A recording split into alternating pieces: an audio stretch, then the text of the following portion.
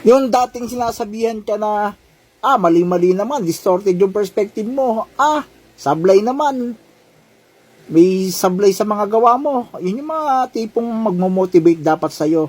Hindi ka dapat titigil dun sa pangarap mo na gusto mong mangyari. Hindi ka magpapakontrol sa ibang tao sa kagustuhan mo. Eto, sa sobrang dami ko ng post dito sa TikTok, talaga namang nagpapasalamat din talaga ako sa lahat ng mga followers ko na matsatsaga sa akin. Siyempre, hindi naman ako suplado para ipagkait ko sa inyo yung obra ko. Kung na-appreciate nyo at hindi, wala na akong pakialam doon. Importante, nakatulong ako sa mga may interest o mayroong wisdom para matuto sa buhay. Hindi lang sa buhay. Yung dating guhit-guhit lang, pero sabi nila, drawing lang, pero makikita mo, ganyan na yun, no?